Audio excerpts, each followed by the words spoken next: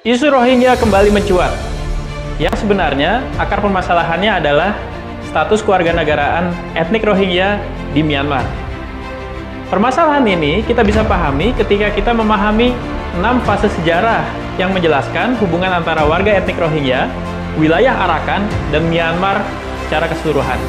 Konteksnya, kita bisa pahami dari fase pertama, ketika abad ke-7 sampai dengan 1785, yaitu ketika warga etnik Rohingya sudah mendiami wilayah Arakan. Fase inilah yang menjelaskan bahwa warga etnik Rohingya tidak lain adalah warga Arakan asli.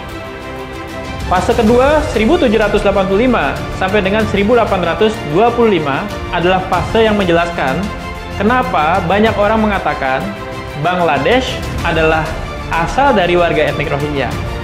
Padahal fakta sesungguhnya, warga etnik Rohingya di fase ini diusir oleh warga etnik non-Rohingya yang menguasai secara dominan wilayah Myanmar dalam sebuah kontestasi kekuasaan.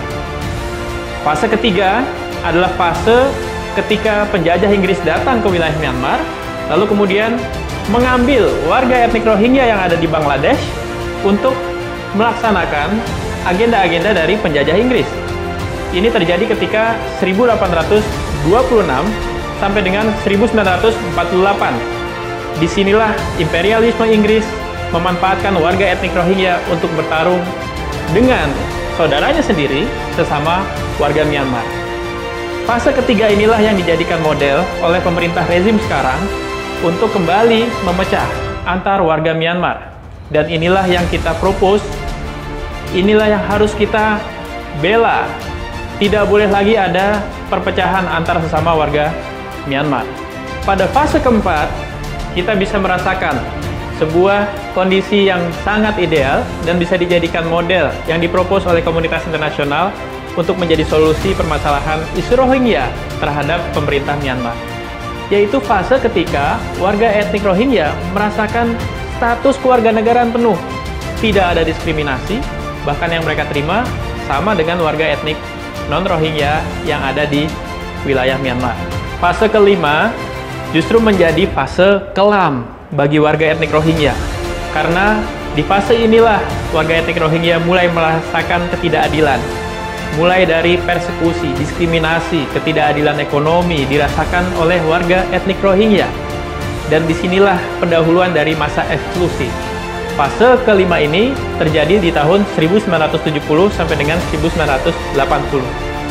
Yang kemudian di tahun 1980 hingga sekarang terjadilah eksklusi secara penuh, alias pemerintah Myanmar tidak lagi mengakui adanya etnik Rohingya dalam kependudukan dan kewarganegaraan Myanmar. Teman-teman semua, anak segala bangsa, kalau kita memahami sejarah yang 6 ini, maka kita bisa membayangkan sebenarnya warga etnik Rohingya merupakan warga asli Arakan dan bagian tidak terpisahkan dari Myanmar. Namun, terjadilah pengusiran dalam sebuah kontestasi kekuasaan dan terjadilah penggunaan warga etnik Rohingya untuk kepentingan imperialisme Inggris sampai kemudian sebenarnya kita memahami warga etnik Rohingya pernah mendapatkan status kewarganegaraan penuh. Anak segala bangsa, mari perjuangkan status kewarganegaraan penuh etnik Rohingya di Myanmar untuk kemanusiaan, perdamaian, dan keadilan.